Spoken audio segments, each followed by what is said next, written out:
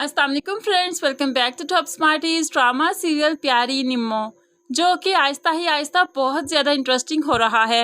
अब यहाँ पर शिबा से शादी करने के लिए नदीम ने हाँ भी कर दी। बहुत जल्द इन दोनों की शादी भी हो जाएगी। इस तरह मिनाल की माँ की कमी पूरी हो जाएगी। लेकिन तबस्सुम को जब से अयूब के बारे में पता चला, वो तो उठते बैठते निम्मो को परेशान करने लगी। ऊपर से निम्मो को जो हाथ भी आ जाते हैं कि उसकी सास और नंद उसका गला दबा रहे हैं। तभी तो वो काशिफ से अलग घर की डिमांड करती है और काशिफ को भी बुरा नहीं लगा। वो भी निम्मो की इस डिमांड को मान ही जाता है। एक दिन निम्मो टेरेस पर खड़ी थी, कुछ परेशान थी। तभी तबस्सुम आ गई तो कहने लगी, क्या कर रही हो यहाँ पर? अयूब को देखने की कोशिश कर रही हो? तो निम्मो घबरा जाती है, ऐसी कोई बात नहीं, मैं बस यहाँ पर ठंडी हवा लेने आई थी। तो अब तबस्सुम मुस्कुराते हुए वहाँ से चली जाती है। लेकिन निम्मो परेशान हो चुकी है कि तबस्सुम ने किसी को बता दिया तो उसका घर तो उजड़ ही जाएगा।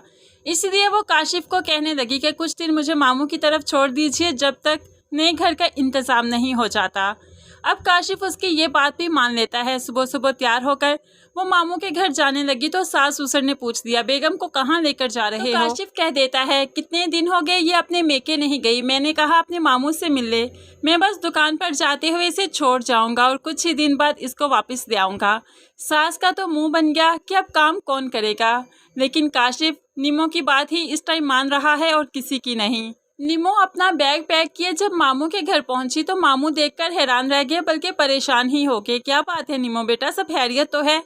काशिफ साथ ही था तो उन्हें तसल्ली देते हुए कहने लगा, कोई बात नहीं, सब कुछ ठीक है, बस निम्मो कुछ दिन यहाँ रहना चाहती है।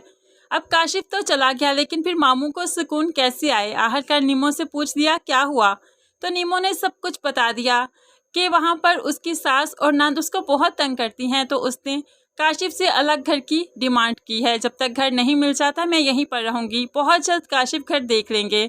अब मामू डर से गए और कहने लगे, ये दुनिया इतनी अच्छी नहीं है बेटा, ये तुम्हारी गर्दन दबोच देंगे।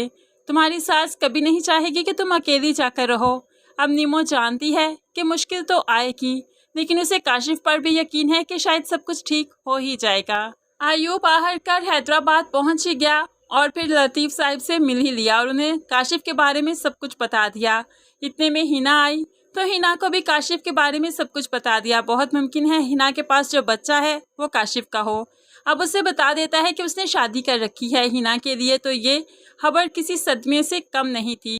हिना ने भी इस बार तहैया कर लिया कि वो जाएगी और वहां पर जाकर काशिफ से मिलेगी, बल्कि उसके घर ही जाएगी और उसकी बीवी को भी देखेगी ताकि सबके सामने काशिफ का सच आ सके। अयूब लतीफ़ साहब और हिना से मिलकर वापस ही जा रहा था कि रोड पर उसका किसी गाड़ी के टकराने से एक्सीडेंट हो गया और वो नीचे गिर गया। ये गाड़ी अबान की हो सकती है क्योंकि अबान की अभी एंट्री होनी है जिससे निम्मो की दूसरी शादी होगी। लेकिन अबान चूंकि साइको पेशेंट है, इसलिए हो सकता है ये गाड़ी अबान नहीं चला रहा, लेकिन अबान की फैमिली मेंबर में से ही कोई है, क्योंकि अब उस फैमिली की एंट्री होनी है। तो फ्रेंड्स, आप मेरी प्रेडिक्शन से कितना एग्री करते हैं ज़रूर कमेंट्स में बताइएगा। आपको आने वाली इस एपिसोड का छोटा सा रिव्यू कैसा लगा? अगर अच्छा लगा तो लाइक और शेयर ज़रूर कीजिएगा। मज़ीद वीडियोस के लिए चैनल को सब्सक्राइब करके साथ बेल नोटिफिकेशन ज़रूर प्रेस कीजिए ताकि आने वाली हर वीडियो आप आसानी से देख सकें। अल्लाह हाफिज़।